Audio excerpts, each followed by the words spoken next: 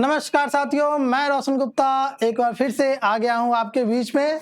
और आज का ताज़ा तरीन खबर जो है, जो हॉटलाइन बना हुआ है टीआरई 4.0 से संबंधित, और खुशखबरी आप लोगों के बीच में कि एसटीटी का परीक्षा अब पहले होगा, उसके बाद 4.0 टीआरई का परीक्षा होगा। इसमें बहुत सारे साथियों को मौका मिलेगा परीक्षा में, तो आपको बहुत सारी ढेर सारी बधाइयाँ। तो आज की जो अखबार में ताजा तरीन खबरें हैं उसको मैं दिखाता हूं। अच्छा, एक मोटिवेशनल कोट्स है, उसको पहले पढ़ लेते हैं। अगर तुम सूरज की तरह चमकना चाहते हो, अगर तुम सूरज की तरह चमकना चाहते हो तो तुम्हें सूरज की तरह जलना भी होगा। ये जीवन की सच्चाई है। चलिए तो देखते हैं आज का सूचना क्या है। वर्तमान शिक्षा मंत्री बिहार के सुनील कुमार जी के द्वारा ये कल लाइव वीडियो प्रकाशित किया गया था, न्यूज चैनल में दिया गया था कि एसटीटी आयोजित की जाएगी। इसके लिए ऑनलाइन परीक्षा 8 से 16 सितंबर तक लिए जाएंगे। तो एसटीटी की परीक्षा कब से होगी? 8 से 16 सितंबर एसटीटी परीक्षा होगी। 8 से 16 सितंबर 8 से 16 सितंबर तक ऑनलाइन आवेदन लिए जाएंगे। ऑनलाइन आवेदन अप्लाई करने की तिथि, ठीक है, 8 से 16 सितंबर तक आप अप्लाई करेंगे। उसके बाद 4 अक्टूबर से 25 अक्टूबर तक परीक्षा होगी। परीक्षा कब होगी? 4 अक्टूबर से 25 अक्टूबर तक। 25 अक्टूबर एग्जामिनेशन डेट रखा गया है साथियों। चलिए, उसके बाद टीआरई 4.0 की बात आती है। अब किसकी बारी आती है? टीआरई 4.0। टीआरई 4.0 थोड़ा सा मैं कलम को बड़ा कर लेता हूं। चलिए, इसमें इसका टीआरई का डेट है फॉर्म अप्लाई करने का 16 दिसंबर से 19 दिसंबर तक। टीआरई के परीक्षा के बारे में दिया हुआ है। टीआरई 4.0 की परीक्षा 16 दिसंबर से 19 दिसंबर तक होगी। 16 दिसंबर से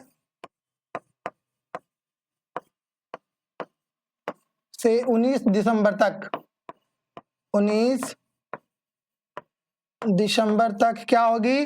टीआरई 4.0 की परीक्षा होगी, एग्जाम होगा। और इसका रिजल्ट का भी डेट बता दिया है। रिजल्ट इसका आएगा 20 से 24 जनवरी 2026 तक। रिजल्ट कब आएगा? 20 से 24 जनवरी 2026। तो न्यू ईयर का गिफ्ट मिलने जा रहा है। तो चलिए, हालांकि पहले ही हो जाता तो सब चीज तो ज्यादा अच्छा रहता। चलिए फिर भी देखते हैं। अब साथियों, आपके बीच में जो भी important question PYQ previous year question पूछा गया है, प्रीवियस ईयर में टीआरई 4.0 में, टीआरई 4.0 के लिए जो भी महत्वपूर्ण है, जो प्रीवियस में टीआरई 1, 2, 3 में पूछा गया है, वो प्रीवियस ईयर क्वेश्चन आपके सामने है। ये बताया गया कि क्वेश्चन कैसे आता है और आप 100% सिक्योर कैसे कर सकते हैं अपने नंबर्स को। तो चलिए, ये बहुत इंपॉर्टेंट रहेगा आपके लिए। पहला प्रश्न आपके दामन में ये रहा। कौन से यूरोपीय देशों ने भौगोलिक खोज प्रारंभ की जिससे अमेरिका, एशिया एवं अफ्रीका का औपनिवेशीकरण प्रारंभ हुआ? तो पहला ऑप्शन है पुर्तगाल एवं स्पेन, बी फ्रांस एवं इंग्लैंड, सी जर्मनी एवं इटली, डी उपर्युक्त में से एक से अधिक, उपर्युक्त में से कोई नहीं। तो साथियों, इसका सही जवाब होगा पुर्तगाल और स्पेन। इसका सही जवाब होगा पुर्तगाल और स्पेन। भारत की खोज, पुर्तगालियों का योगदान भारत में क्या है? भारत की खोज किसने किया था? भारत की समुद्री मार्ग की खोज, समुद्री मार्ग की खोज किसने किया था? खोज कब हुआ था? पहले तो 1498 ईस्वी में। भारत की समुद्री मार्ग की खोज किसने किया था? तो वास्को डिगामा ने किया था। Vasco da Gama. जो कि कहाँ का था, ये पुर्तगाल का रहने वाला था। कहाँ का था साथियों, पुर्तगाल का रहने वाला था। पुर्तगाल का प्रथम गवर्नर जनरल जो भारत में था, पुर्तगाल का प्रथम गवर्नर जो भारत में नियुक्त हुआ, प्रथम गवर्नर पुर्तगाली जो भारत में नियुक्त हुए थे, उसका क्या नाम था, अल्मीडा।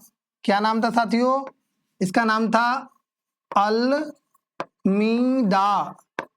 अच्छा, एक और प्रश्न आता है कि ब्लू वाटर पॉलिसी किसने लाया था, ब्लू वाटर पॉलिसी किसने लाया था, तो ब्लू वाटर पॉलिसी भी लाया था अल्मीडा, प्रथम पुर्तगाली वायसराय अल्मीडा लाया था साथियों। कौन लाया था, अल्मीडा लाया था। सही कर ले इसको, अल्मीडा लाया था, अल्मीडा। दूसरा पुर्तगाली वायसराय कौन था, तो दूसरा था अल्बुकर्क। चलिए, पहला प्रश्न समाप्त होता है, अगले प्रश्न पर चलते हैं। अगला प्रश्न है, प्रारंभिक भौगोलिक खोजों का परंपरागत मत क्या था। तो पहला है आर्थिक कारण, बी नए क्षेत्रों की खोज, सी ईसाई धर्म का प्रचार, डी उपर्युक्त में से एक से अधिक, और ई उपर्युक्त में से कोई नहीं। तो इसका सही जवाब होगा साथियों उपर्युक्त में से एक से अधिक, डी। चलिए अगले प्रश्न पे चलते हैं। अगला प्रश्न है, बोस्टन टी पार्टी की घटना कब हुई थी। पहला ऑप्शन है 1775 ईस्वी, दूसरा 1777 ईस्वी, सी 1773 ईस्वी, डी उपर्युक्त में से एक से अधिक, और ई उपर्युक्त में से कोई नहीं। तो इसका सही जवाब होगा ऑप्शन नंबर सी 1773 ईस्वी।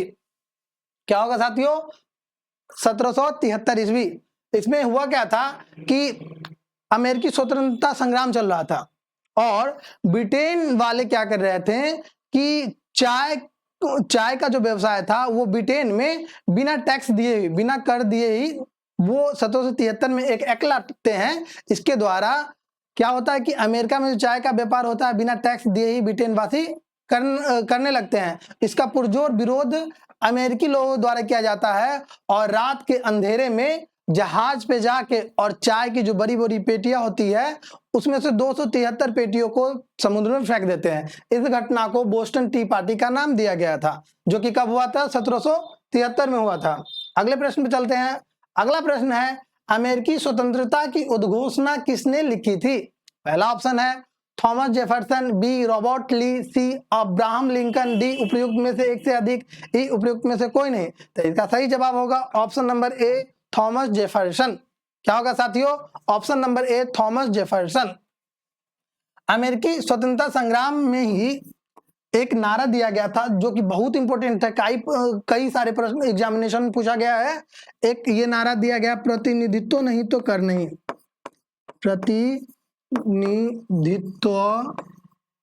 प्रतिनिधित्व नहीं तो कर नहीं। यह नारा किससे संबंधित है, तो ये नारा अमेरिकी क्रांति से संबंधित है। ठीक है। अच्छा, अमेरिका का प्रथम राष्ट्रपति कौन था, प्रथम राष्ट्रपति, अमेरिका का प्रथम राष्ट्रपति कौन था, तो वो था जॉर्ज वाशिंगटन। कौन था, जॉर्ज वाशिंगटन।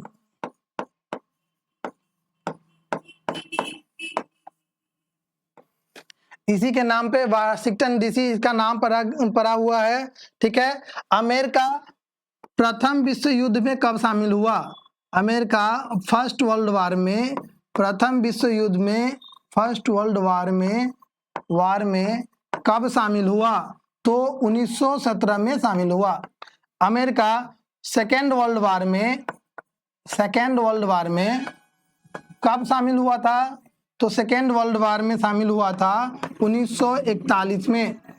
कब शामिल हुआ था, 1941 में।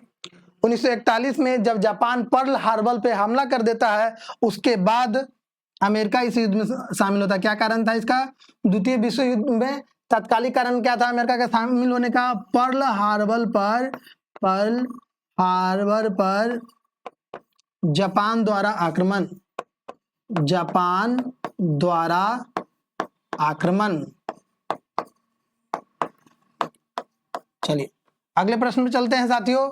ये रहा प्रश्न 4 का उत्तर, थॉमस जेफरसन। अगले प्रश्न पे चलते हैं। अगला प्रश्न है, फ्रांस की क्रांति से संबंधित बुद्धिजीवी थे कौन?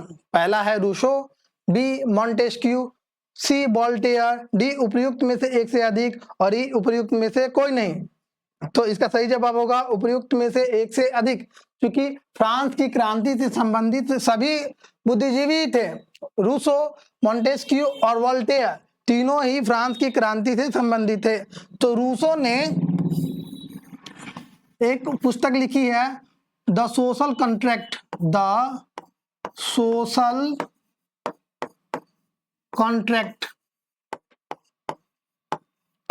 कॉन्ट्रैक्ट, पुस्तक किसने लिखी है?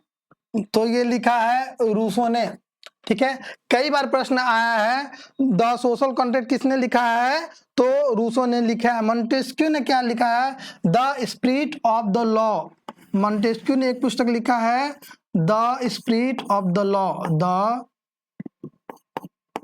Spirit of the law, of the law. ये पुस्तक किसने लिखा है? तो मॉन्टेस्क्यू ने लिखा है। ये काफी प्रश्नों में आया है, ये दोनों पुस्तक प्रश्न में आता है एग्जाम में कि सोशल कॉन्ट्रैक्ट पुस्तक किसने लिखा है? तो जवाब देंगे Rousseau. The spirit of the law पुस्तक किसने लिखा है? तो जवाब देंगे मॉन्टेस्क्यू। चलिए अगले प्रश्न पे चलते हैं। अगला प्रश्न आपके स्क्रीन पे ये रहा, ग्रेट डिप्रेशन महामंदी का काल था। पहला ऑप्शन है आर्थिक समस्या का, बी धार्मिक समस्या का, सी सामाजिक समस्या का, डी उपर्युक्त में से एक से अधिक और ई उपर्युक्त में से कोई नहीं। तो इसका सही जवाब होगा आर्थिक समस्या का। क्या साथियों जवाब होगा? आर्थिक समस्या का। महामंदी 1929 में शुरू हुई और 1930 तक चली थी। महामंदी 1929 में शुरू हुई और 1930 तक चली। कब तक चली? और महामंदी 1929 में शुरू हुई और कब तक चली साथियों? 1930 तक चली। चलिए तो अगले प्रश्न में हम चलते हैं। अगला प्रश्न है, झारखंड क्षेत्र में उलगुलान विद्रोह के नायक कौन थे? उलगुलान विद्रोह या मुंडा विद्रोह दोनों एक ही बात है साथियों। उलगुलान या मुंडा विद्रोह दोनों एक ही बात है। उलगुलान विद्रोह या मुंडा विद्रोह, ठीक है। चलिए तो यहाँ पे उलगुलान विद्रोह का है, इसका नायक कौन है? पहला ऑप्शन है बिरसा मुंडा, बी सिद्धू, सी कान्हू, डी उपर्युक्त में से एक से अधिक, ई उपर्युक्त में से कोई नहीं। तो इसका सही जवाब होगा ऑप्शन नंबर ए बिरसा मुंडा। कौन होगा साथियों? बिरसा मुंडा, ऑप्शन नंबर ए। ठीक है। उलगुलान का अर्थ होता है महाविद्रोह या महाहलचल। उलगुलान का क्या अर्थ होता है? उलगुलान का अर्थ होता है, अर्थ क्या होता है साथियों? अर्थ होता है महान विद्रोह, महान विद्रोह या महान हलचल। ठीक है। अच्छा, बिरसा मुंडा मुंडा विद्रोह से संबंधित था। ठीक है। अच्छा, बाहरी इसका जो है उलगुलान विद्रोह का नेतृत्व तो बिरसा मुंडा किया था। बाहरी जो बाहर से आके यहाँ पे विद्रोह बसते थे, जो इन आदिवासियों को सताते थे, उन अंग्रेजों को ये आदिवासी लोग दीकू नाम से पुकारते थे। दीकू किसको कहा जाता था? काफी इंपोर्टेंट है बीबीआई। दीकू, दीकू का मतलब होता था बाहरी लोग, बाहरी या विदेशी लोग, बाहरी या विदेशी लोग, विदेशी लोग। ठीक है साथियों, झारखंड क्षेत्र में उलगुलान विद्रोह से, अच्छा ये जो विद्रोह हुआ था मुख्य रूप से छोटा नागपुर के पठार में हुआ था, जो कि वर्तमान में कहाँ है साथियों? झारखंड में स्थित है। कहाँ है? झारखंड में स्थित है। अच्छा, इस विद्रोह की शुरुआत कब हुई थी? तो 1899 में। इस विद्रोह की शुरुआत कब हुई थी? विद्रोह की शुरुआत कब हुई थी? विद्रोह की शुरुआत कब हुई थी साथियों? तो वो हुआ था 1899 में। कब हुआ था साथियों? 1899 में। अच्छा, बिरसा मुंडा को किस नाम से जाना जाता है? तो धरती आबा, धरती आबा, धरती आबा के नाम से कौन जाने जाते हैं? धरती आबा के नाम से कौन जाने जाते हैं? तो बिरसा मुंडा। कौन जाने जाते हैं साथियों? बिरसा मुंडा। ठीक है, इसका धरती आबा का मतलब होता है फादर ऑफ द अर्थ। क्या होता है साथियों इसका मतलब? फादर ऑफ द अर्थ होता है। तो चलिए अगले प्रश्न पे चलते हैं। अगला प्रश्न है, अगला प्रश्न, भागीरथ माझी के नेतृत्व में सफा हर आंदोलन किस जनजाति से संबंधित था? तो चलते हैं, इसका जवाब देखते हैं। इसका जवाब है संथाल। भागीरथ माझी के नेतृत्व में सफा हर आंदोलन जो था किस जनजाति से संबंधित था? तो संथाल से संबंधित था। संथाल विद्रोह हुआ था साथियों, संथाल विद्रोह 1855 से 56 में हुआ था। संथाल विद्रोह हुआ था। संथाल विद्रोह कब हुआ था? तो 1855 से 56 में, 1855 से 56 में हुआ था। ठीक है, इस विद्रोह का नायक कौन था? इस विद्रोह का नायक था, नायक या नेतृत्व किसने किया था? तो सिद्धू और कान्हू ने किया था। किसने किया था साथियों? सिद्धू और कान्हू, ये दोनों भाई थे, सिद्धू और कान्हू। 4 भाई थे ये, जिनमें से 2 भाई सिद्धू और कान्हू ने किसका विद्रोह किया था? किसका नेतृत्व किया था? संथाल विद्रोह का नेतृत्व किया था। ये काफी बार प्रश्नों में आया है, ये वीवीआई लगा के रखिएगा साथियों, ये काफी वीवीआई है, काफी बार प्रश्नों में आया है और निश्चित रूप से आपके एग्जामिनेशन में छपेगा ही छपेगा। चलिए तो अगले प्रश्न पर चलते हैं। अगला प्रश्न है, ब्रिटिश काल में भारतीय हस्तशिल्प उद्योग के पतन का कारण क्या था? तो पहला ऑप्शन है मशीन निर्माण वस्तुओं से प्रतिस्पर्धा, ये तो सही बात है। ठीक है, उसके बाद भारत में ब्रिटिश सरकार की दमनकारी नीतियां, ये भी सही बात है। भारतीय वस्तुओं पर अत्यधिक कर, ये भी सही बात है। तो इसमें क्या हो जाएगा? उपर्युक्त में से एक से अधिक। सही जवाब क्या हो जाएगा साथियों? उपर्युक्त में से एक से अधिक। अगले प्रश्न पे चलते हैं। अगला प्रश्न है, औपनिवेशिक शासन ने भारत में कौन सी राजस्व प्रणाली लागू की? तो इसमें पहला है अस्थाई बंदोबस्त, दूसरा है रैयतवारी, तीसरा है महालवारी और डी उपर्युक्त में से एक से अधिक और उपर्युक्त में से कोई नहीं। साथियों इसका जवाब होगा तीनों, उपर्युक्त में से एक से अधिक। क्या होगा? उपर्युक्त में से एक से अधिक होगा। चलिए तो इसमें क्या है? अस्थाई बंदोबस्त, अस्थाई बंदोबस्त की शुरुआत किसने किया था? पहले लिख लेते हैं, अस्थाई बंदोबस्त, ये राजस्व पे आधारित ये तीनों ही व्यवस्था मोस्ट वीवीआई है साथियों। इसको आप बहुत अच्छे से ध्यान में रखेंगे, हर एक एग्जामिनेशन में यहां से प्रश्न तो पूछ ही लिया जाता है। ठीक है, तो ये मोस्ट वीवीआई है, मोस्ट वीवीआई है, इसको ध्यान रखेंगे। अस्थाई बंदोबस्त पहला, दूसरा क्या है? रैयतवारी, रैयतवारी, तीसरा क्या है? तीसरा है तो महालवारी, महालवारी। चलिए, अस्थाई बंदोबस्त की शुरुआत 1793 ईस्वी में किया जाता है। कब किया जाता है साथियों? 1793 ईस्वी में किया जाता है अस्थाई बंदोबस्त की शुरुआत। ये कार्नवालिस के द्वारा किया जाता है। किसके द्वारा किया जाता है? तो कार्नवालिस के द्वारा, कार्नवालिस के द्वारा, लॉर्ड कार्नवालिस इनका पूरा नाम है, तो कार्नवालिस के द्वारा किया जाता है। इसका क्षेत्र क्या है अस्थाई बंदोबस्त का? अस्थाई बंदोबस्त का साथियों क्षेत्र है बिहार, पश्चिम बंगाल, बिहार, पश्चिम बंगाल, इन क्षेत्रों पे। ठीक है, अच्छा उसके बाद जो आता है रैयतवारी। रैयत का मतलब होता है किसान, रैयत का क्या मतलब होता है साथियों? किसान। डायरेक्ट किसान से कर टैक्स वसूलने की प्रथा जो थी रैयतवारी व्यवस्था थी। ठीक है, तो रैयतवारी मुनरो जी ने शुरुआत करा था 1820 ईस्वी में। किसने किया था? 1820 ईस्वी में टॉमस मुनरो ने किया था। किन्होंने किया था? मुनरो साहब ने किया था। ठीक है, इसका क्षेत्र क्या था? तो इसका क्षेत्र आपको जैसे कि पता है रैयतवाड़ी का मद्रास प्रेसिडेंसी में था। जैसे मद्रास क्षेत्र क्या था साथियों? इसका क्षेत्र था इसका मद्रास प्रेसिडेंसी, मद्रास प्रेसिडेंसी। मतलब इसमें कौन कौन से चीजें आ गए? प्रेसिडेंसी, प्रेसिडेंसी, इसमें मुंबई वाले भी क्षेत्र आ गए। तो अगला है महालबारी। महाल का मतलब ही होता है पूरा गांव।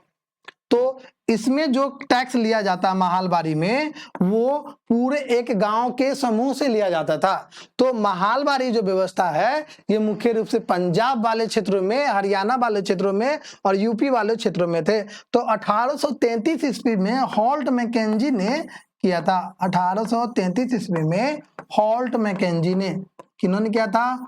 हॉल्ट मैकेंजी ने किया था। ठीक है, इन्होंने किया था। इसका क्षेत्र कहाँ है साथियों? इसका क्षेत्र है पंजाब, हरियाणा और उत्तर प्रदेश। पंजाब, हरियाणा एंड यूपी और उत्तर प्रदेश। ठीक है, चलिए तो अगले प्रश्न पे चलते हैं। औपनिवेशिक शासन में भारत में कौन सी राजस्व प्रणाली लागू थी? तो इसका होगा उपर्युक्त में से एक से अधिक। क्या होगा साथियों? उपर्युक्त में से एक से अधिक। अगले प्रश्न पे चलते हैं। अगला प्रश्न, लेनिन के द्वारा मांगी गई मांग जो अप्रैल थीसिस कहलाती थी क्या है? तो पहला ऑप्शन है प्रथम विश्व युद्ध समाप्त तो होना चाहिए, ये सही बात है, लेनिन का ये मांग ही था। ठीक है, दूसरा मांग था कृषकों को भूमि स्थानांतरण होना चाहिए, ये भी सही बात है। बैंकों का राष्ट्रीयकरण होना चाहिए, ये भी सही बात है। तो इसका मतलब इसका जवाब होगा उपर्युक्त में से एक से अधिक। क्या होगा साथियों? उपर्युक्त में से एक से अधिक।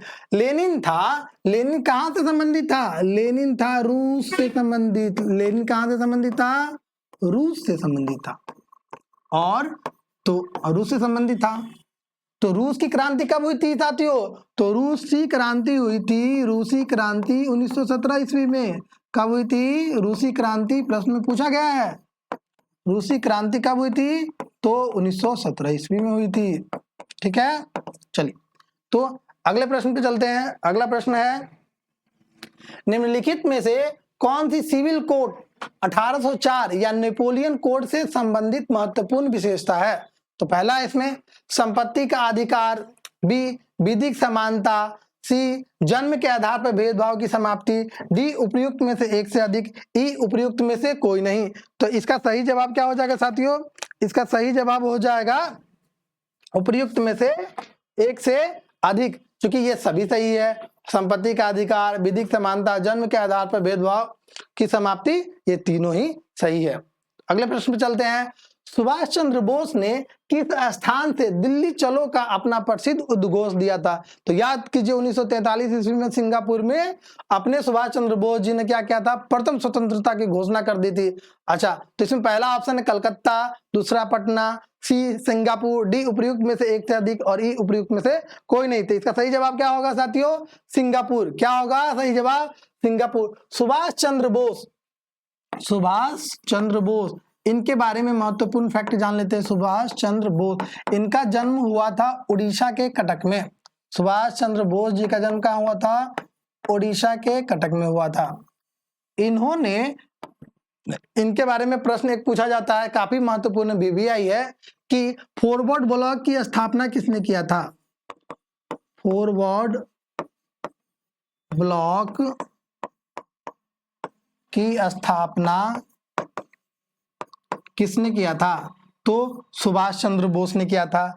ठीक है, फॉरवर्ड ब्लॉक की स्थापना कब किया गया था? तो 1939 में किया गया था।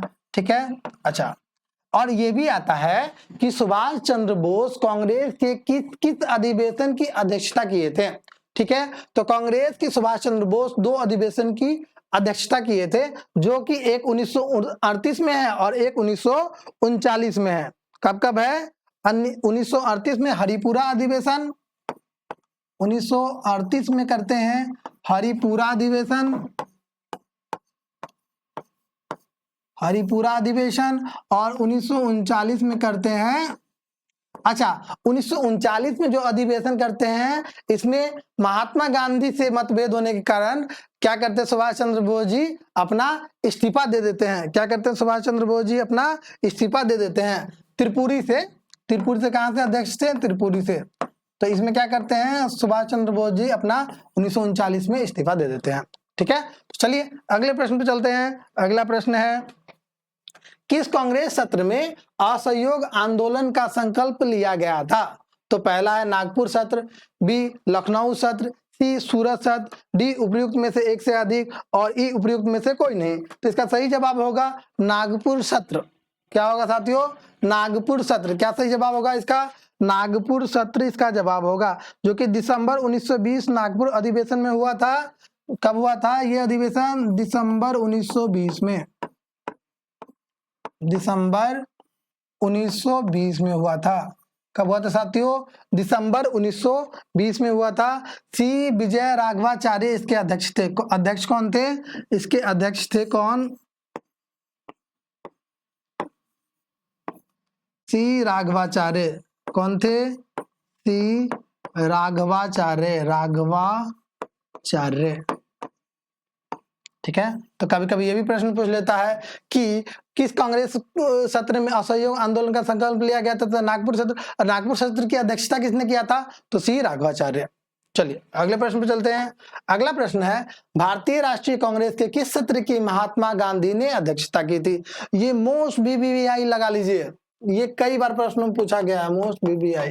ठीक है, तो गया 1922, बेलगांव 1924, लखनऊ 1916, डी उपयुक्त में से एक से अधिक और ई उपयुक्त में से कोई नहीं। तो इसका सही जवाब होगा ऑप्शन नंबर बी बेलगांव अधिवेशन, जो कि बेलगांव कहाँ है साथियों? बेलगांव है कर्नाटक में। कहाँ है साथियों? बेलगांव है कहाँ? बेलगांव है कर्नाटक में। बेलगांव कहाँ है? कर्नाटक में है। कर्नाटक में है। अच्छा, प्रथम पूछा जाता है कई बार प्रश्न, बहुत बीबीआई है कि प्रथम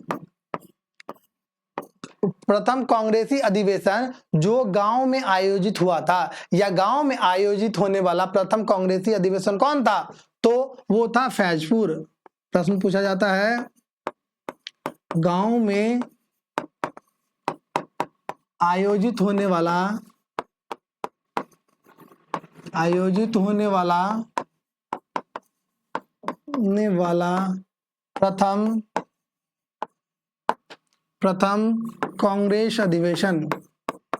प्रथम कांग्रेस अधिवेशन कौन था? तो ये था फैजपुर अधिवेशन। कौन था साथियों? फैजपुर 1937। फैजपुर अधिवेशन 1937, जिसकी अध्यक्षता किए थे, इसकी अध्यक्षता किसने किए थे? इसकी अध्यक्षता किए थे जवाहरलाल नेहरू। इसकी अध्यक्षता किए थे जवाहरलाल नेहरू। तो पूछा जाता है कि गांव में आयोजित होने वाली प्रथम अधिवेशन की अध्यक्षता किन्होंने किया था? तो जवाहरलाल नेहरू। इसमें पूछता है गांव में आयोजित होने वाली प्रथम अधिवेशन कब हुआ था? तो 1937 में। गांव में होने वाली प्रथम अधिवेशन कहाँ हुआ था? तो फैजपुर में हुआ था। फैजपुर कहाँ है? महाराष्ट्र में है। फैजपुर कहाँ है साथियों? तो फैजपुर महाराष्ट्र में है। चलिए अगले प्रश्न पे चलते हैं। अगला प्रश्न है गांधी की प्रसिद्ध दांडी यात्रा को कौन सा आंदोलन कहा जाता है? प्रसिद्ध ये जो दांडी यात्रा है साथियों बहुत इंपॉर्टेंट है, सारे ही एग्जामिनेशन में पूछा जाता है। ठीक है, तो इसको बीबीआई लगा के चलिएगा, वेरी वेरी इंपॉर्टेंट। तो इसमें पहला क्या है? नमक सत्याग्रह, बी खिलाफत आंदोलन, सी भारत छोड़ो आंदोलन, डी उपयुक्त में से एक से अधिक और ई उपयुक्त में से कोई नहीं। तो इसका सही जवाब क्या होगा साथियों? नमक सत्याग्रह, जो कि कब से ये इसका डेट है 6 अप्रैल 1930। अच्छा, तो दांडी यात्रा, नमक सत्याग्रह के बारे में हम लोग कुछ जान लेते हैं। तो यह यात्रा जो था 24 दिवसीय यात्रा था। क्या था? 24 दिवसीय यात्रा था। कौन सी यात्रा? 24 दिवसीय यात्रा, दांडी यात्रा। ठीक है ना, 24 दिवसीय यात्रा था। अच्छा, इसमें जो थे इनके 78 अनुयायी शामिल थे। गांधी जी के कितने अनुयायी शामिल थे? 78 अनुयायी शामिल थे, अनुयायी शामिल थे। मतलब इस यात्रा में 78 लोग शुरुआत में शामिल हुए, बाद में सैकड़ों हजारों लोग जुड़ गए थे। ठीक है। अच्छा, इसमें पूछा जाता है कि महात्मा गांधी जी ने कितनी दूरी तय की। ये भी प्रश्न कई बार पूछा गया है, इवन बीपीएससी के एग्जामिनेशन में कई बार पूछा गया है। ठीक है साथियों, तो इन्होंने 388 किलोमीटर या 241 मील, 388 किलोमीटर या 241 मील, 241 मील। ठीक है, तो पिछली बार जो बीपीएससी का एग्जामिनेशन हुआ था उसमें 241 मील ऑप्शन में था। ठीक है, 241 मील। 12 मार्च 1930 से, अच्छा इसका यात्रा जो 24 दिवसीय यात्रा था वो कब से था? 12 मार्च से 6 अप्रैल 1930 तक, 6 अप्रैल 1930 तक। ठीक है, तो प्रश्न पूछा जाता है कि नमक कानून कब तोड़े थे? तो 6 अप्रैल 1930। कब तोड़े थे? 6 अप्रैल 1930। दांडी यात्रा कब शुरू किए थे? तो 12 मार्च 1930। ठीक है, ऐसे भी करके आपके प्रश्न आएंगे। तो देखते हैं, अगले प्रश्न पे चलते हैं। अगला प्रश्न है 1857 की क्रांति में किसने जगदीशपुर में विद्रोह का नेतृत्व किया था? पहला ऑप्शन है बेगम हजरत महल, कुंवर सिंह, तात्या टोपे, डी उपयुक्त में से एक से अधिक और डी उपयुक्त में से कोई नहीं। तो इसका सही जवाब क्या होगा साथियों? Option number B, Kunwar Singh.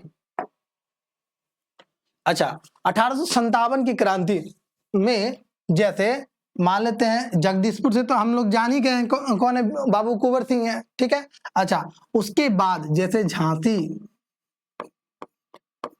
से कौन है, कानपुर से कौन है, दिल्ली से कौन है,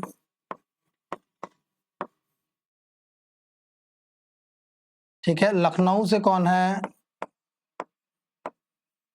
अच्छा, तो देखिए झांसी से जो भारतीय सेना नायक था उनका क्या नाम था? भारतीय सेना नायक, भारतीय सेना नायक। और अंग्रेज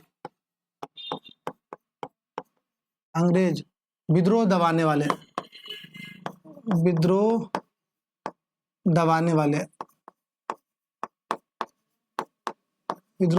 वाले, ठीक है, तो झांसी से कौन थी? तो झांसी से अपनी रानी लक्ष्मीबाई। कौन थी साथियों? रानी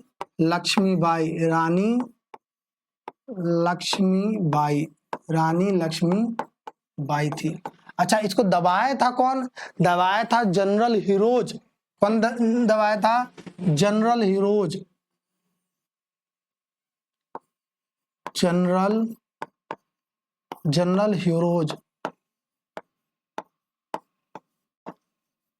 जनरल हीरोज ने ही कहा था कि जितने भी विद्रोही थे उसमें से एक अकेली मर्द जो थी वो रानी लक्ष्मीबाई थी। अच्छा, उसके बाद चलते हैं।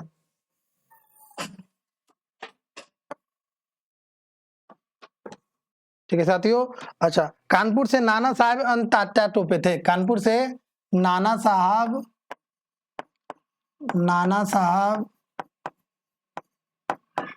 एंड तात्या टोपे थे। नाना साहेब और तात्या टोपे, इसको जरा सा कर ले, तात्या टोपे। ठीक है, अच्छा इसको दबाया था किसने इस विद्रोह को? तो कैंपबेल ने। किसने दबाया था? तो कैंपबेल ने दबाया था।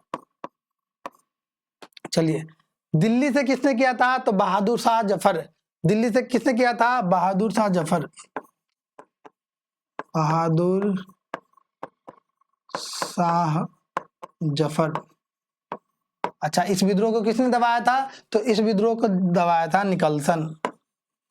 किसने दबाया था? निकलसन ने। अच्छा, अगला है लखनऊ से किसने विद्रोह किया था? भारतीय सेना नायक थी तो बेगम हजरत महल। कौन था साथियों? बेगम हजरत महल। बेगम हजरत महल, हजरत महल। अच्छा, इसको किसने दबाया था? तो कैंपबेल ने दबाया था, कैंपबेल ने दबाया था। चलिए अगले प्रश्न पे चलते हैं। अगला प्रश्न है किसने फॉरवर्ड ब्लॉक की स्थापना की थी? तो पहला ऑप्शन है, अभी कुछ पिछले प्रश्न में हम लोग देखे भी है, फॉरवर्ड ब्लॉक की स्थापना 1939 में कौन करता है? ठीक है, एक बार यहाँ पे देख लेते हैं। चित्तरंजन दास, सुभाष चंद्र बोस, जवाहरलाल नेहरू। डी उपयुक्त में से एक से अधिक, ई उपयुक्त में से कोई नहीं। तो इसका सही जवाब होगा option number B, Subhash Chandra Bose. ठीक है, फॉरवर्ड ब्लॉक की स्थापना कब किया गया था? तो 1939 में किया गया था। कब किया गया था? तो 1939 में किया गया था। फॉरवर्ड ब्लॉक की स्थापना, फॉरवर्ड ब्लॉक की स्थापना कब किया गया था? तो 1939 में किया गया था। क्या हो गया? 1939 में किया गया था। चलिए अगले प्रश्न पर चलते हैं साथियों। अगला प्रश्न है किसने वाक्यांश स्वराज हमारा जन्मसिद्ध अधिकार है और मैं इसको लेके रहूंगा, ये वाक्यांश किसने दिया था? तो पहला ऑप्शन है बाल गंगाधर तिलक, बी लाला लाजपत राय, सी महात्मा गांधी। डी उपयुक्त में से एक से अधिक और ई उपयुक्त में से कोई नहीं। तो इसका सही जवाब होगा ऑप्शन नंबर ए, बाल गंगाधर तिलक। क्या होगा साथियों? बाल गंगाधर तिलक होगा। चलिए तो अगले प्रश्न पे चलते हैं। अगला प्रश्न है किसने अवध किसान सभा की स्थापना की थी? पहला ऑप्शन है Baba Ramchandra Das, B Dayanand Saraswati, B C Birsa Munda. D उपयुक्त में से एक से अधिक और ई उपयुक्त में से कोई नहीं। तो इसका सही जवाब होगा साथियों ऑप्शन नंबर ए, बाबा रामचंद्र दास। ठीक है, अवध किसान सभा की स्थापना किसने किया था? बाबा रामचंद्र दास जी ने किया था। अगले प्रश्न पे चलते हैं। आनंद मठ की रचना किसने की थी? ऑप्शन ए दीन बंधु मित्र, बी रविन्द्रनाथ टैगोर, सी बंकिम चंद्र चट्टोपाध्याय, सी डी उपयुक्त में से एक से अधिक, ई उपयुक्त में से कोई नहीं। तो इसका सही जवाब होगा बंकिम चंद्र चटर्जी, ऑप्शन नंबर सी। क्या होगा साथियों? बंकिम चंद्र चटर्जी, ऑप्शन नंबर सी। अच्छा, ये एक वाक्य आता है कि वंदे मातरम जो गीत है, राष्ट्रगीत क्या है साथियों? वंदे मातरम। राष्ट्रगीत क्या है? वंदे मातरम। राष्ट्रगान क्या है? जनगण मन। राष्ट्रगीत है वंदे मातरम, वंदे मातरम। वंदे मातरम सर्वप्रथम वंदे मातरम जो गीत है वो कहां से लिया गया है? तो आनंद मठ उपन्यास से लिया गया है। कहां से लिया गया है? वंदे मातरम कहां से लिया गया? आनंद मठ जो उपन्यास है वहां से लिया गया है। ये क्या है? राष्ट्रगीत है। क्या साथियों? राष्ट्रगीत है। अच्छा, वंदे मातरम सर्वप्रथम, कई बार प्रश्न आया, बहुत इंपॉर्टेंट है साथियों, very very important. Vande Mataram Congress के किस अधिवेशन में सर्वप्रथम गाया गया था? तो वंदे मातरम कब गाया था कांग्रेस के? 1896 के कलकत्ता अधिवेशन में। कब गाया गया था सर्वप्रथम? 1896 के कलकत्ता अधिवेशन में। अच्छा, तो ये भी पूछा जाता है कि 1896 का कलकत्ता अधिवेशन के अध्यक्ष कौन थे? तो इसके अध्यक्ष थे रहमतुल्लाह सयानी। कौन थे? रहमतुल्लाह सयानी, रहमतुल्लाह सयानी। चलिए तो अगले प्रश्न पे चलते हैं। अगला प्रश्न है हमारे लिए ये, भारतीय उपमहाद्वीप के उत्तर पश्चिम क्षेत्र में सविनय अवज्ञा आंदोलन का नायक कौन था? तो वैसे तो सविनय अवज्ञा आंदोलन कब हुआ था? तो सविनय अवज्ञा आंदोलन हुआ था 1930 में। सविनय अवज्ञा आंदोलन कब हुआ था साथियों? सविनय अवज्ञा आंदोलन कब हुआ था? 1930 में। किसके द्वारा शुरू किया गया था? तो महात्मा गांधी जी के द्वारा। किसके द्वारा? गांधी जी के द्वारा शुरू किया गया था। मुख्य नायक महात्मा गांधी जी थे। अच्छा, तो इसमें पूछा गया है भारतीय उपमहाद्वीप के उत्तर पश्चिम में, अगर भारत का मैप हम देखें ऐसे करके, तो उत्तर पश्चिम में इस क्षेत्र में सविनय अवज्ञा आंदोलन का नायक कौन था? तो पहला option Abul Kalam Azad, B Shaukat Ansari, B Abdul Ghaffar Khan, D उपर्युक्त में से एक से अधिक और ई उपर्युक्त में से कोई नहीं। साथ ही इसका सही जवाब होगा option number C, Abdul Ghaffar Khan. चलिए तो अगले प्रश्न पे चलते हैं। अगला प्रश्न है, कौन सा स्थान खाजा नामक मिष्ठान के लिए प्रसिद्ध है? यह स्थान बिहार के एक क्षेत्र है, वहां का है खाजा ये खाजा नामक जो मिष्ठान है वो काफी फेमस है। तो पहला ऑप्शन है सिलाब, बी बिहार शरीफ, सी चंडी, डी उपर्युक्त में से एक से अधिक और ई उपर्युक्त में से कोई नहीं। तो इसका सही जवाब होगा साथियों सिलाब।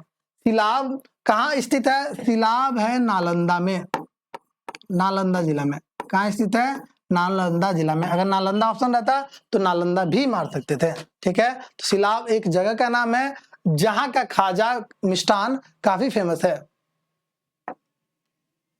चलिए अगले प्रश्न पे चलते हैं। अगला प्रश्न है, भागलपुर क्षेत्र प्रसिद्ध किस लिए है? भागलपुर क्षेत्र प्रसिद्ध किस लिए? तो पहला ऑप्शन है कॉटन एवं सिल्क उद्योग के लिए, बी लॉ उद्योग के लिए, सी रेलवे के लिए, डी उपर्युक्त में से एक से अधिक और ई उपर्युक्त में से कोई नहीं। तो इसका सही जवाब होगा साथियों कॉटन एवं सिल्क उद्योग के लिए। वहां सिल्क, सूती कपड़ा और रेशमी कपड़ा का उत्पादन वहां होता है, वहां फैक्ट्रियां बहुत ज्यादा है। ठीक है, यहाँ के कपड़े सिल्क और कॉटन के कपड़े काफी ज्यादा फेमस है। तो ऑप्शन नंबर ए इसका सही जवाब होगा। भागल क्षेत्र का प्रसिद्ध है कॉटन एवं सिल्क उद्योग के लिए। अगले प्रश्न पे चलते हैं। अगला प्रश्न है, निम्न में से कौन सा युग्म सही है? तो पहला है लीची मुजफ्फरपुर सही है। शाही लीची कहाँ का फेमस है? अपने बिहार के मुजफ्फरपुर का। केला वैशाली, ये अभी अधूरा है। मखाना मधुबनी, मखाना मधुबनी का फेमस है जिसको जीआई टैग भी मिला हुआ है। केला, अच्छा हाजीपुर का जो केला है चिनिया केला, चिनिया केला, चिनिया केला कहाँ का फेमस है साथियों? तो हाजीपुर का। कहाँ का?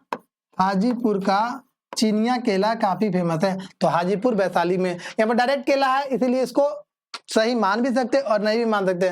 तो इसका सही जवाब होगा साथियों उपर्युक्त में से एक से अधिक, उपर्युक्त में से एक से अधिक। अगले प्रश्न पे चलते हैं।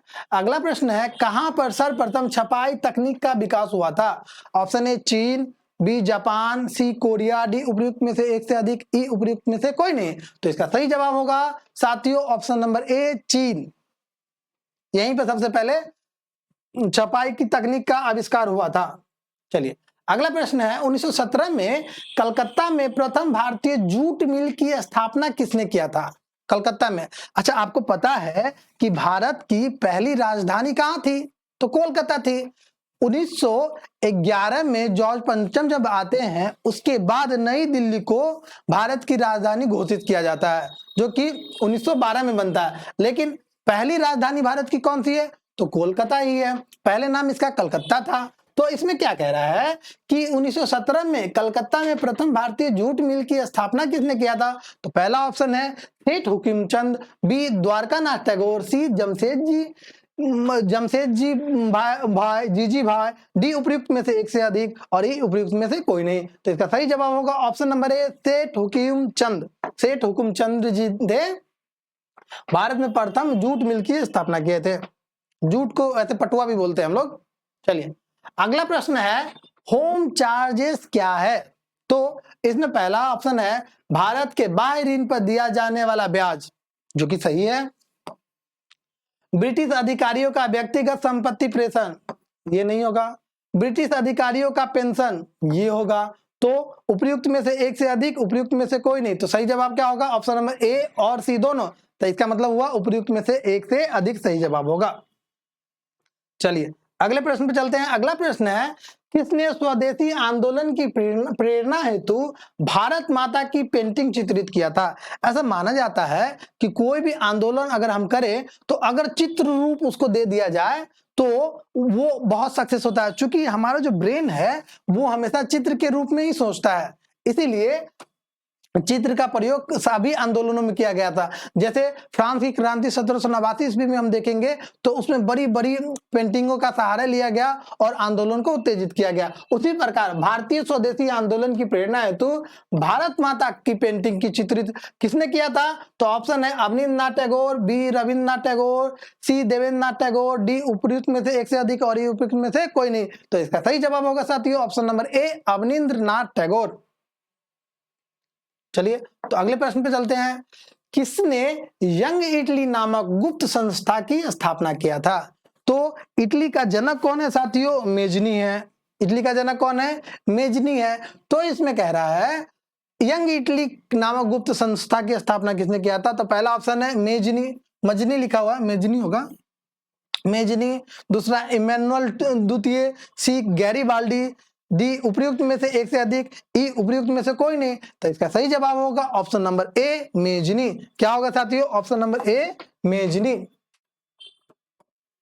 मेजनी। अच्छा, यंग इटली का तो इन्होंने स्थापना किया ही, साथ साथ इन्होंने यूरोप में भी आंदोलन उत्तेजित किया, प्रारंभ किया। तो उसके लिए इन्होंने आरंभ किया था यंग यूरोप नामक गुप्त संस्था जो है की स्थापना किसने किया था? मेजनी ने किया था। दोनों ही जो संस्था है उनको उनकी स्थापना किसने किया था? तो मेजनी ने किया था। यंग यूरोप का भी और यंग इटली का भी, दोनों का किसने किया था? तो मेजनी ने किया था। चलिए अगले प्रश्न पे चलते हैं। अगला प्रश्न है 1920 ईस्वी के असहयोग आंदोलन के दौरान कांग्रेस के विधान परिषद के बहिष्कार के सिद्धांत का कौन प्रबल विरोधी था? ठीक है, तो इसमें पहला ऑप्शन है मोतीलाल नेहरू, बी चित्तरंजन दास, सी लाला लाजपत राय, डी उपयुक्त में से एक से अधिक और ई उपयुक्त में से कोई नहीं। तो इसका सही जवाब होगा साथियों, ये तीनों ही सही जवाब है। ठीक है, तो उपयुक्त में से एक से अधिक, उपयुक्त में से एक से अधिक। अगले प्रश्न में चलते हैं। अगला प्रश्न है यह किसने कहा कि क्रांतिकारियों का उद्देश्य आतंकवाद नहीं अपितु क्रांति और क्रांति का उद्देश्य भारत में राष्ट्रीय सरकार की स्थापना है? तो ये किसने कहा था? Option A Bhagat Singh, B Subhash Chandra Bose, C Bal Gangadhar Tilak, D उपयुक्त में से एक से अधिक और ई उपयुक्त में से कोई नहीं। तो इसका सही जवाब होगा साथियों option number B Subhash Chandra Bose. क्या होगा साथियों? Option number B Subhash Chandra Bose. Subhash Chandra Bose ji का जन्म कहाँ हुआ था? तो उड़ीसा के कटक में हुआ था। कहाँ हुआ था? उड़ीसा के कटक में हुआ था। चलिए अगले प्रश्न पे चलते हैं। अगला प्रश्न है राष्ट्र संघ के दायित्वों को निभाने के लिए किस पैक्ट में विभिन्न देशों ने मिलकर यह घोषित किया कि युद्ध को राष्ट्रीय नीति का उपकरण न बनाया जाए? तो पहला ऑप्शन है केलॉग-ब्रेन पैक्ट, बी पेरिस शांति समझौता, सी लघु मैत्री संधि, डी उपयुक्त में से एक से अधिक, ई उपयुक्त में से कोई नहीं। तो इसका सही जवाब होगा option number A Kellogg Briand pact. ठीक है, तो इसमें साथियों एक शब्द आता है राष्ट्र संघ। ठीक है, तो राष्ट्र संघ की स्थापना कब होती है? राष्ट्र संघ एक है राष्ट्र संघ और एक है संयुक्त राष्ट्र संघ और एक है संयुक्त राष्ट्र संघ।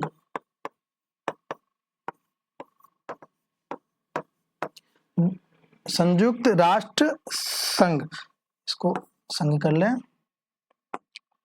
संयुक्त राष्ट्र संघ। राष्ट्र संघ की स्थापना प्रथम विश्व युद्ध के बाद हुई थी, जो कि भविष्य में युद्ध न हो। तो इसकी स्थापना हुआ था 1920 ईस्वी में। कब हुआ था साथियों? 1920 ईस्वी में। संयुक्त राष्ट्र संघ की स्थापना द्वितीय विश्व युद्ध के बाद हुआ था, जो कि 1939 से 45 ईस्वी तक चला था। प्रथम विश्व युद्ध 1914 से 18 ईस्वी के बीच चला था। ठीक है, तो द्वितीय विश्व युद्ध के बाद संयुक्त राष्ट्र संघ की स्थापना होती है, जो कि 24 अक्टूबर 1945 को होती है। 24 अक्टूबर 1945 ईस्वी को होती है। किसकी स्थापना? संयुक्त राष्ट्र संघ की स्थापना होती है। अच्छा, तो चलिए अगले प्रश्न पर चलते हैं। औद्योगिक क्रांति के संदर्भ में कोडिंग शब्द किसे इंगित करता है? तो पहला ऑप्शन है वस्तुओं के आदान प्रदान को, बी उस प्रक्रिया को जिसमें कपास या ऊन की कटाई की जाती है, श्रीलंका सहायक के शहरों में बने विशिष्ट वस्त्र को, डी उपयुक्त में से एक से अधिक और उपयुक्त में से कोई नहीं। तो इसका सही जवाब होगा साथियों उस प्रक्रिया को जिसमें कपास या ऊन की कताई की जाती है। तो ऑप्शन नंबर बी इसका सही जवाब होगा। चलिए अगले प्रश्न पे चलते हैं। अगला प्रश्न है Gandhi in his time and hours लिखी गई है, किसके द्वारा लिखा गया है? ये एक पुस्तक का नाम है, ये किसके द्वारा लिखा गया? तो पहला ऑप्शन डेविड हार्डीमैन द्वारा, बी सुमित सरकार द्वारा, सी शेखर बंदोपाध्याय द्वारा, डी उपयुक्त में से एक से अधिक और ई उपयुक्त में से कोई नहीं। तो इसका सही जवाब होगा साथियों ऑप्शन नंबर ए डेविड हार्डीमैन द्वारा। क्या होगा? डेविड हार्डीमैन द्वारा। अगला प्रश्न है संयुक्त राष्ट्र संघ यूनाइटेड नेशन, ठीक है, यूनाइटेड नेशन ऑर्गेनाइजेशन का पूरा नाम क्या होता है? यूएनओ को यूएनओ पूरा नाम क्या होगा? United nation. कई बार फुल फॉर्म भी पूछा गया है, यूनाइटेड नेशन ऑर्गेनाइजेशन, ठीक है। अच्छा तो संयुक्त राष्ट्र संघ यूएनओ इसकी स्थापना कब होता है? अभी बात किए 24 अक्टूबर 1945 ईस्वी को होता है। अच्छा यूएनओ में टोटल जो सदस्य की संख्या है वो 15 है, ठीक है। 5 सदस्य जो होते हैं, कुल सदस्य कितने हैं? कुल सदस्य हैं 15। कुल सदस्य कितने हैं साथियों? कुल सदस्य है 15, जिसमें से अस्थाई एक सदस्य होता है। अस्थाई सदस्य है 5 और अस्थाई सदस्य है 10। अस्थाई सदस्य की संख्या कितनी है? 10। तो कई बार प्रश्न में पूछा गया है, ठीक है, कि अस्थाई सदस्य कौन कौन से हैं और अस्थाई सदस्य को वीटो पावर भी मिला गया है, ठीक है। तो कई बार प्रश्न में आया कि अस्थाई सदस्य कौन कौन है, ऑप्शन में दे देता है 2 A B C और इसमें से पूछता कौन नहीं है, ठीक है। तो अस्थाई सदस्यों का नाम याद रखना हमें बहुत जरूरी है। तो पहला है इसमें ब्रिटेन, अस्थाई सदस्य ब्रिटेन। उसके बाद दूसरा है रूस, उसके बाद है अमेरिका,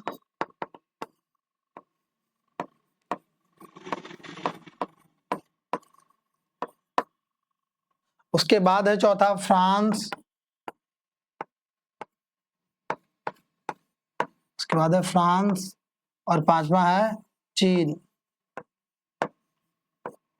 यही 5 देश है जो अस्थाई सदस्य है। किसका अस्थाई सदस्य है? तो अस्थाई सदस्य है यूएनओ का, परमानेंट मेंबर है, जिसके पास वीटो पावर है। दुख की बात है कि अपना देश भारत इसमें शामिल नहीं है, ठीक है। अस्थाई सदस्यों का नियुक्ति होता है 2 वर्ष के लिए, उसके बाद फिर नए सदस्य आते हैं, ठीक है।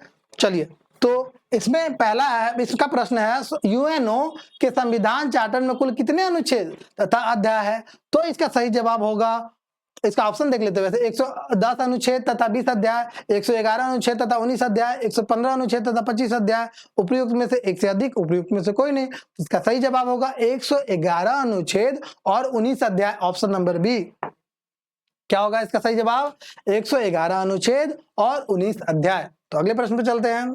अगला प्रश्न है ब्रेटन वुड्स सम्मेलन का मुख्य उद्देश्य क्या था? तो पहला इसमें औद्योगिक विश्व में आर्थिक स्थिरता एवं पूर्ण रोजगार। अच्छा उसके बाद क्या है? विश्व व्यापार संगठन के माध्यम से वैश्विक आर्थिक स्थिरता लाना। सी द्वितीय विश्व युद्ध से उपजी आर्थिक मंदी को कम करना। उपयुक्त में से एक से अधिक, उपयुक्त में से कोई नहीं। तो इसका सही जवाब क्या होगा साथियों?